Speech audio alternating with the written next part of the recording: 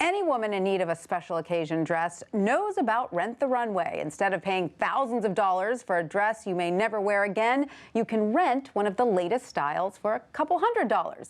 But Rent the Runway is no longer just for special occasions. It's now aiming to fill all your wardrobe needs. Joining us now to tell us about the unlimited service, as well as the company's efforts to help promote women-owned startups, is Rent the Runway's CEO, Jenn Hyman.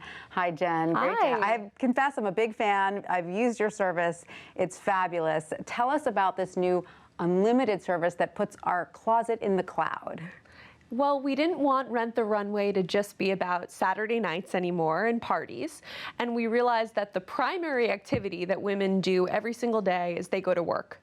And there is a lot of pressure to have a new outfit every day at work. It is expensive, and it's part of how you promote your personal brand at work.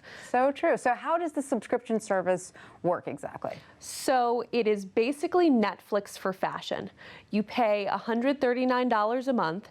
You get 3 articles of clothing at a time of your choosing, and you can swap them an unlimited number of times throughout the month. Right. So you could have 90 new things a month, you could keep 3. It really depends on how you want to use the service. And dry cleaning is free and swaps are free. And the interesting thing is the average American woman spends close to $100 a month on dry cleaning alone. Oh my goodness. So it's kind of like a one-for-one swap. Do you Absolutely. want to pay for your dry cleaning bill, or do you want unlimited clothes? It's amazing. Now, does this include the couture dresses, or that's still separate? It does. It includes all of our dresses and handbags and jewelry as well. So the subscription is all of the things you already know and love about Rent the Runway, in addition to tops, pants, skirts, jackets, coats, you know, tote bags, things for a ski trip, things for a beach vacation, and everything in between. It sounds fabulous. What's the reaction been so far?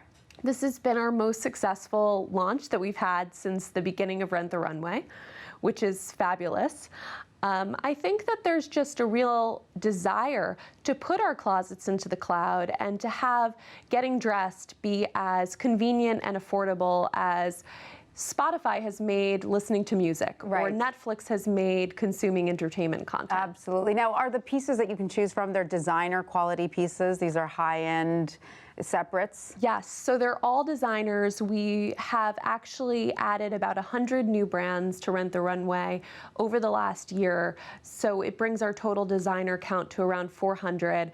We've added brands like Jason Wu and Derek Lam and Nina Ricci and John Battista Valli and Tory Burch. So you're really getting around $40,000 worth of designer clothing a year via this $139 a month subscription. And if you fall in love with something, you can buy it at a discount? Yeah, you can buy it between 30 and 50% off. Sounds great. But I'm just curious how the business model is working for you guys, because you're paying for shipping, you're paying for dry cleaning, you've got this huge inventory. How does it work? Well, we're vertically integrated. So our operation houses the largest dry cleaner in the United States and a big seamstress operation. We've built all the technology from scratch over the last 6.5 years, so we've really been able to scale our operational costs. Right. We would not have been able to launch this affordably with the gross margins that we need 6 years ago, which is why in our business trajectory, this was the right time to launch a subscription. Right, you've already got the scale that you needed in place. Now tell us about Project Entrepreneur. I know you're partnering with UBS on this. What's the goal? The goal is to help female-founded companies scale. So there are a lot of women who actually have a desire to become entrepreneurs and who start the journey towards entrepreneurship. But my co-founder Jenny and I really wanted to help galvanize these women to create $100 million businesses, billion-dollar businesses, and to create the tools for them that we really didn't have at the beginning to help them get to the next step. And so it's a competition. You've already selected the finalists, is that right? Well, there's an element of it that is a competition for those that get to be incubated in our office this summer. But this weekend, we're hosting 200 teams of female entrepreneurs for a weekend workshop where we're teaching them how to pitch, we're teaching them how to iterate their product, how to create a product roadmap, how to build their brand. So hopefully all 200 teams walk away with skills that help them move a step further. Fantastic. Do you think it's getting a little easier for female entrepreneurs, or is it still an uphill battle? I think it's slightly easier. There are so many peers that I have at this point who have built incredible businesses as female entrepreneurs, women like Payal Kapadia from ClassPass or Katya Beauchamp from Birchbox or Julia Hartz from Eventbrite.